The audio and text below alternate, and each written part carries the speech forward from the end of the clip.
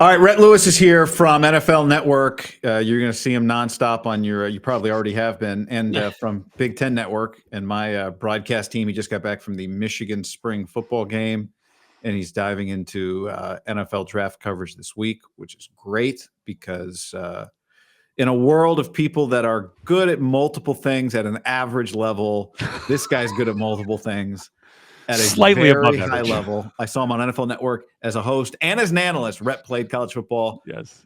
Grinds the tape. Yes. Talks to people. Yes. And so when he puts out a Niners mock draft pick that I have not seen, I'm not saying nobody did it, but I've not seen anybody who like feels like they've got some skin on the line. Yeah. Mock Josh Simmons to the 49ers at 11 got my attention. What are you thinking? Yeah. So, this is it's an interesting one, right? Because it does not represent something that's going to necessarily be a piece of a Super Bowl kind of push this year, right? And I think that's what sometimes turns people off to mock draft projections, that you're like, oh, well, it may not be, what we're looking for this year, but boy, down the road, that could really come to bear some fruit. Now, I think it could eventually be something that could help the 49ers this year. The problem with Josh Simmons is he's coming off a patella tendon injury suffered in the regular season matchup for Ohio State against Oregon. It's not a simple ACL recovery where you're talking 6 months and you're back, or less than 6 months and you're back. It's a little bit more complicated. And with that, comes some challenges. Now, if the 49ers doctors are comfortable with it and comfortable with his recovery, I think at this point you're getting the most talented true tackle in this draft. And in that regard is a steal at pick number 11. Because we're talking about Will Campbell, Armand Membu, and maybe even Kelvin Banks from Texas now going inside the top 10. So if you could get, let's say, the fourth tackle off the board, and he ends up being the most talented guy in this class down the road, boy, what a win that would be, especially if this is Trent Williams' final run in the NFL, and you can plug in a high-level tackle at left tackle at a reasonable price point guy, especially when eventually you're going to be paying your quarterback $50 million a year. That's a huge win. Now, if there's one thing I know about you, you don't just do this because you want a different mock or the editor said, or the producer, this was on TV. Right. All right, Rhett, do something different than DJ did, or do something different than Bucky did.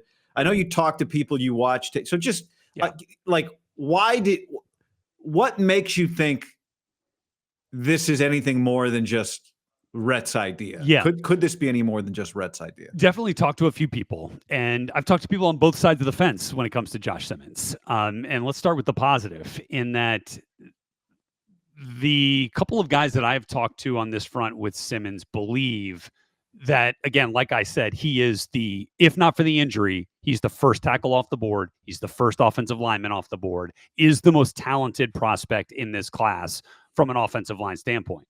And so when you're talking about that, again, you come back to, all right, well, let's see what the doctors have to say. If the doctors feel good about this, then holy smokes, let's turn this card in, because, that's a big time value. Now, the other part of it is they believe that he is going to go, some of the people I've talked to believe that he is going to go higher than most people have him mocked, which is in the 20s, in the 30s, even at some points.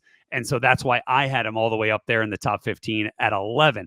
I could also see him being the case at, if the 49ers don't go that route, could see him coming off the board 13 to the Dolphins, could see him coming off the board to the Arizona Cardinals at 16. So I think he is going to be gone in the first half of the first round. And that's ultimately why I landed on the 49ers there at 11. The other piece of this is on the negative side is, one, you got the injury.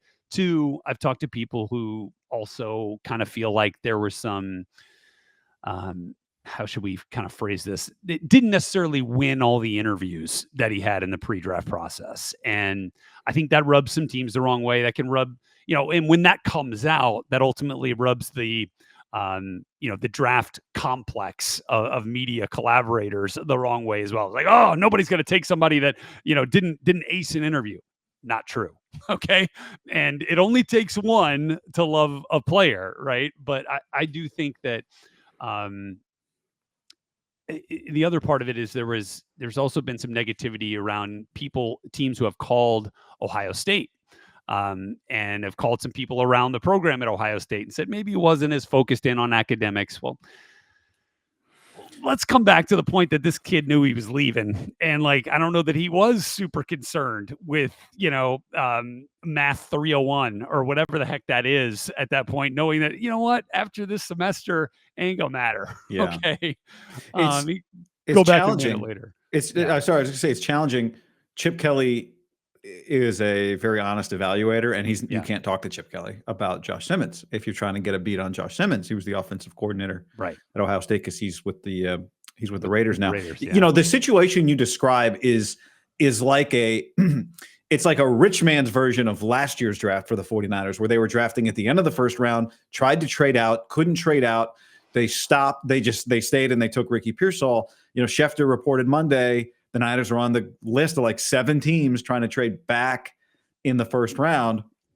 And so this specific pick that you mocked, it would be a shocking pick, right? If the Niners draft Josh Simmons at 11, in a way that drafting Ricky Pearsall in the first round was a shocking pick last year. It's a great point. It's a great analogy to make as well, because I think there was a number of us that were shocked that Xavier Legette was a first round pick of the Carolina Panthers at that point.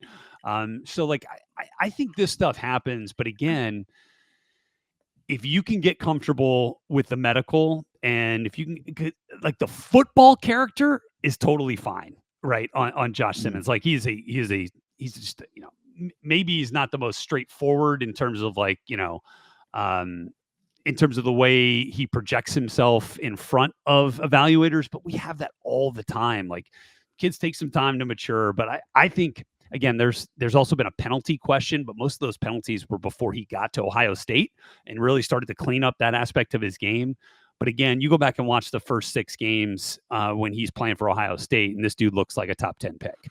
And so again, if you're getting a top 10 pick at 11, this is a major win. Now, here's the other thing, Guy. I mean, like, are there more pressing needs out there for the 49ers? Sure. But if you're going, best player available, I think on some teams' boards, Josh Simmons is going to be higher than a lot of the defensive players that are on the board at that point. All right. Part of what sets this up, let's talk about non-Josh Simmons for a second by looking at your top 10 mock. And here's my question, Rhett. Based on people you're talking, you talk to a lot of people, you're around a lot of information. How many players are locked top 10 picks? In other words, who is not going to be available to the 49ers? We can comfortably say Cam Ward, Travis Hunter, Abdul Carter, right? Gone. Yeah. Lock. Is there anybody else that is a stone cold lock will not be available at number 11? Yeah, I don't believe Ashton Genty is going to be available at 11. I don't believe Armand Membu will be available at 11. I do not believe Jalen Walker will be available at 11. I think Shedeur Sanders very well could be, but I don't see that being on the 49ers board there. I think there is a chance that Mason Graham is still available at 11. More you kind of talk to folks, the more people maybe are a bit more excited about his Michigan teammate Kenneth Grant and about the ceiling that player presents. Whereas you are getting a more polished player right now in Mason Graham than Kenneth Grant, talking about the interior defensive linemen, both of whom starred at Michigan the last couple of years there. So I would say there's a small chance that Graham is available. I would say there is a small chance that Tyler Warren gets out of the top 10 and could be available. And not that the 49ers would be all that interested in Warren, but could be, depending on how you want to kind of reshape this offense now that Deebo Samuel's gone, considering the long-term availability of Brandon Ayuk. So I think you could entertain that, but I think Warren, if he's not gone, I think he's gone by 14 to the Colts at the latest. But those are the two I would kind of keep my eye on. Yeah. Where do you fall? There seems to be quite a bit of debate on Mason Graham. Yeah. College production versus body, versus arm length. But look, Jake Butt, since he was on last week, has been, or 2 weeks ago, whenever it was, has been sending me videos. Not because I'm like, out here there are some people in Ninerland that don't think Mason Graham like projects as a high ceiling defensive tackle. Are you even getting? Forget about Aaron Donald. Are you even getting Jared Verse? And so Jake has been just sending me all these Mason Graham, like shorts and t-shirt workouts, hitting bags. And he's like, nobody moves like this. So I know because people got to understand, like, ball and you watch the tape. Where are you at on Mason Graham? Yeah. I actually talked to Mason while I was at the Michigan spring game. Had a chance to kind of just chat with him a little bit. The Michigan spring game, which, by the way, will not air until the portal closes. That's right. How about that? To me, honestly, God, just quick tangent on that. Like, I hope that is the case moving forward, because I feel like if it's not, we're not going to have any spring games. Yeah. But I am fine with holding it until the portal's closed. Like, that is fine. I would rather be there and allow people to see it at some point. Right. And so, like, that's my spring game rant. But when it comes to Mason Graham, he's not the most impressive body type. He just isn't. Just does not, like, ring up visions of Eric Armstead or visions of DeForest Buckner, right? Both of whom spent time in the Bay. Like, he's not that type of player, but what he does is get the damn job done. Okay. Like, if I talk about this with my buddies, Daniel Jeremiah and Bucky Brooks, all the time, sometimes a first round pick is about hitting a double. Like, you don't necessarily have to hit a home run. You don't have to swing for the fences. Sure, hitting a home run is awesome. Like, you love that.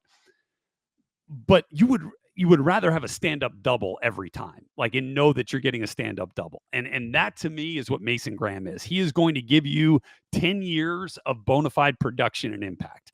Now, does it become, let's say, Dexter Lawrence type impact? Because I think that might be what Kenneth Grant could give you on the high end if he maximizes his potential. I don't know that, but I do know that he is going to be a Pro Bowl caliber player for a long time. And in the end, let's not overthink it with Mason Graham. Like, let's understand that this is a damn good football player, and he's going to help in a variety of different skill sets and schemes for the team that ultimately ends up pulling his card. I struggle with this because, like, Solomon Thomas was supposed to be a double. Are there really double? Are there? Because you could argue, like, you don't have to swing for the fences every time. And I think the counter to that is, no, that's exactly what you should do, especially in the top 11, because there is no guaranteed double. Well, I think it's you can find more guaranteed doubles than you can find guaranteed homers. And in that case, I think you can find guaranteed singles. Like, you choke up and you're just, slapping it through the hole. Like, you could do that. Well, look, I think the time to swing is in the second round. I think the time to swing on traits is a little bit later. To swing on guys like, look at Shamar Stewart from Texas A&M. Incredible athlete, minimal production. Look, the Jacksonville Jaguars swung on traits at number 1 overall, right, with Trayvon Walker, who was an incredible athlete at 6'4" and 275 pounds and ran 4.5 40, and all the jumps were incredible. And look, it took him a minute, but now he's been like a double-digit sack guy the last couple of years, and it started to pay off. Michael Williams from Georgia is another one of those that has traits over production. And you're trusting your evaluating mechanism there in San Francisco to say, like, look, we love the traits. We are projecting that those traits are going to pay off. And whereas I can have an easier time projecting production from someone who's done it at the highest level of college football against players that are going to be NFL players on the other side of the line of scrimmage. And it's easier for me to project Mason Graham, you know what I mean? Because I've seen him do it, than it is to project Shamar Stewart, than it is to project Michael Williams, than it is to project, let's even say Jahad Campbell, who's got off the ball linebacker traits, but could end up being a pass rusher at some point. It's like, I think those guys are easier to project, and thus that's where you get that stand-up double mentality. Yeah. Draft week here on the channel is sponsored by the wonderful people who are Niners fans at Puesto Mexican Artisan Kitchen. Locations in the Bay Area, locations in Southern California. So if you're in San Diego or Orange County, if you're going to Padres games, they've got locations there as well. The Adler brothers have created an absolute juggernaut. They do fantastic work. I've been to their locations, multiple locations in the Bay Area. My personal favorite is the short rib quesadilla taco with the crispy melted cheese.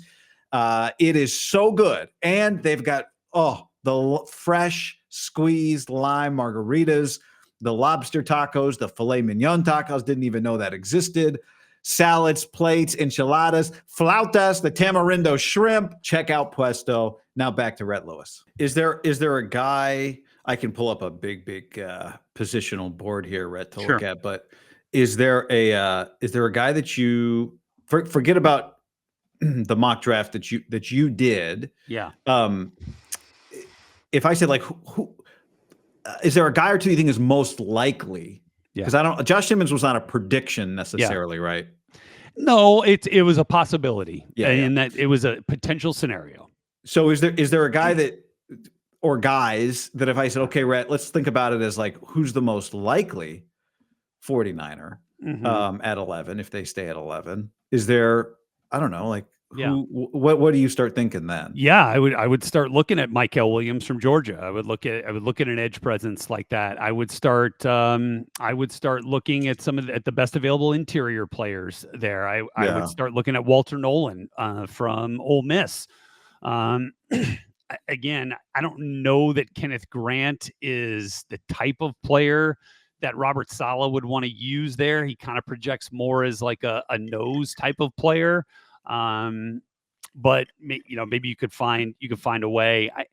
I at 11, man, it's an interesting spot because obviously you got Abdul Carter that's going to go way up high off the edge. Jalen Walker, I think, is going to end up going higher than people are talking about. I think you could still ultimately end up being in the offensive lineman market. And if it's not Simmons, if Kelvin Banks is there, I think you could ring that up because he's got some tackle guard versatility there. God, I wouldn't be afraid of Gray Zabel from North Dakota State there, even though that feels a little bit high based off where some people have been talking about him. I ended up putting him 2 spots back at 13 to the Dolphins. I think big man up front is probably the way that I would trend and would be like whoever your best available is at that point would be a way I would consider. You know who I want in the second round for the Niners? Who got? Take a guess who I want the Niners to draft in the second round. And here's the hint. I don't know if he'll be there. Oh God, are we talking Carson Schwesinger? You damn right we are. He's my favorite player in the whole draft. I really wanted to put him at 26 to the LA Rams because they're in desperate need of an inside linebacker. I was just like, oh man, is the value worth it there? He doesn't give you a ton of pass rush productivity, but man, is he in the backfield all the time? I love Carson. I don't know that he'll be there at 43. Yeah. I think he's gone. Well, I mean, look, that's top 10 in the second round, right? I mean, there's a shot. There's a chance. But if this is, it's to me, it's again like last year. If there's not 32 first round picks, then somebody moves to take a guy they love. And yes, he is a guy you're going to love because explain to people, why would somebody love, what does he do? Instincts. He's the most instinctual player at any position in this draft.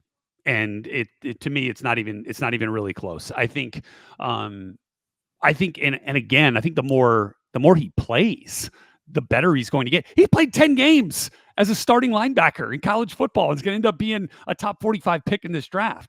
Like, that's incredible. He was as a finalist to win the Butkus Award in 10 games. Okay. Like, I just think that his instincts that allow him to be near the ball and his speed to cover ground, his athleticism to cover ground, to get guys to the ground is exactly what you want in this league from an off-the-ball linebacker. Now, he is the prototype. Sorry to interrupt you there, Rhett. Yeah. That's great perspective. I like Jay Toia, the guy who a lot of the Niners have been connected to him a lot. If you go look at mock drafts, you see him. Yeah. With the Niners is Oluwafemi Oladejo. Yeah. Do you like a 43 pick? That could be a pick. You don't think it's too high? Nah.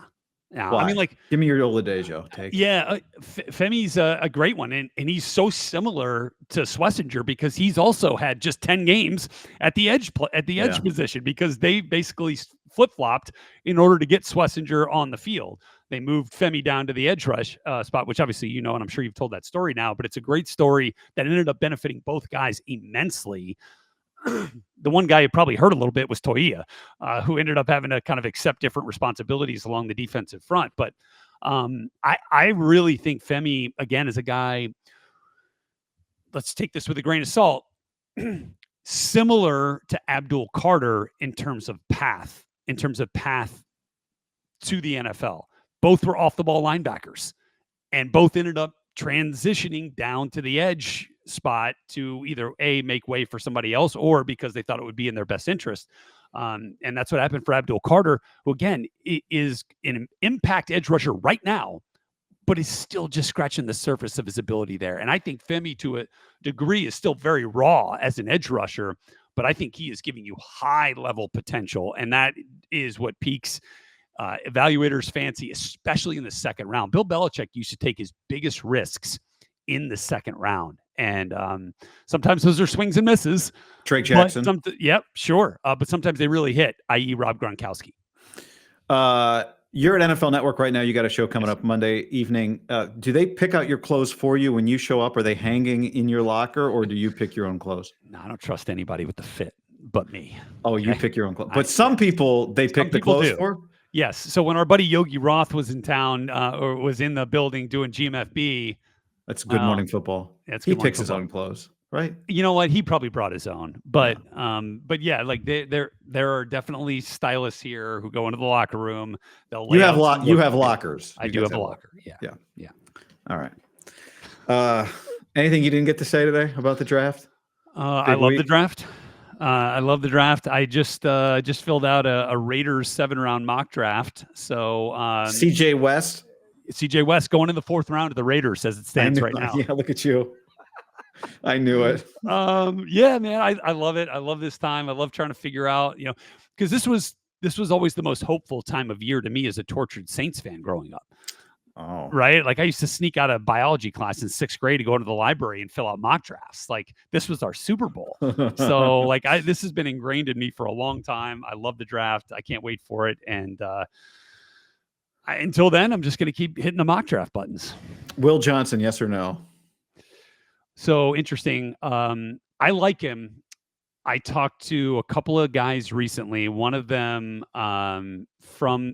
here's a tidbit that I have not shared yet and did not get a chance to share on the broadcast.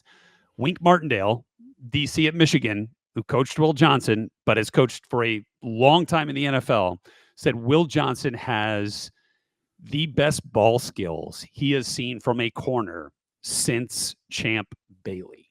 Wow. Which is pretty high praise. Didn't say that speed was an issue, although that is obviously what we're talking about right now when it comes to Will Johnson. But I think he is, and health. I think he could fall a little bit. I think he'll be available for the Niners at 11 if that's the route they choose. But I think he's probably in the 15 to 25 range. Rhett Lewis, great to see you, brother. Thanks for making time. Nobody does more content. Let's go. Rhett Lewis. All right. It doesn't get seen. All right.